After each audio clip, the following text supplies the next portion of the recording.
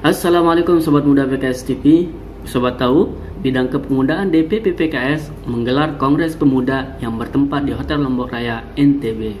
Umar Salim, selaku penanggung jawab acara ini, mengatakan bahwa salah satu tujuan acara ini diadakan di Lombok adalah untuk mengangkat pariwisata Lombok sebagai salah satu pariwisata terbaik di Indonesia. Jadi kenapa kita milih Lombok? Pertama, karena Partai Keadilan Sejahtera punya kader terbaiknya menjadi Gubernur Nusa Tenggara Barat, yaitu Bapak Gubernur Dr. Zulkifli Mansah. Kemudian yang kedua, Lombok ini adalah salah satu destinasi wisata yang mungkin salah satu yang terbaik di Indonesia. Nah, kita perlu mengangkat wisata di Lombok ini karena beberapa waktu yang lalu wisata yang di Lombok ini ditimpa musibah dengan adanya gempa bumi dan lain sebagainya itu, sehingga kita semua harus bahu-membahu mengangkat lagi industri wisata, pariwisata di Lombok ini sehingga para turis semua baik dari domestik maupun internasional bisa datang kembali. Dan kami ingin menyatakan bahwa kepada masyarakat di Indonesia, kepada para turis di dunia maupun di Indonesia, bahwa Lombok ini aman, silakan datang ke sini dan nikmati keindahan alam Lombok. Lebih jauh, Ketua Bidang Kepemudaan PKS Aryo Setioko menjelaskan bahwa Kongres Pemuda ini sebagai salah satu wadah membangkitkan kembali spirit Sumpah Pemuda dan peran penting pemuda dalam pembangunan bangsa. Jadi kita ingin memperingati kembali tentang Sumpah Pemuda. Jadi Sumpah Pemuda yang menyatukan Indonesia sebagai satu bangsa, Indonesia sebagai satu tanah air, dan Indonesia sebagai satu bahasa. Jadi kita ingin kembali mengingat sejarah yang luar biasa dari bangsa Indonesia ini, sekaligus kita ingin mengingat kembali bahwa peran pemuda sangat penting bagi sebuah kemajuan bangsa dan sebuah persatuan bangsa. Acara yang dibuka oleh Wakil Gubernur NTB Hajah Siti Rohmi Jalilah ini berlangsung begitu hikmat. Dalam sambutannya sendiri, beliau menyampaikan ucapan terima kasih kepada PKS Muda karena sudah mengadakan kongres di Lombok ini.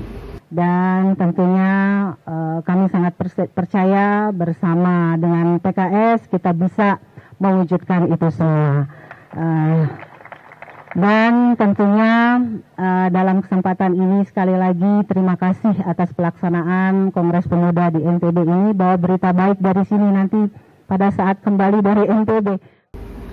Kongres Pemuda yang dihadiri oleh seluruh pengurus PKS Muda se-Indonesia ini menjadi lebih istimewa dengan hadirnya Presiden PKS Muhammad Sohibul Iman.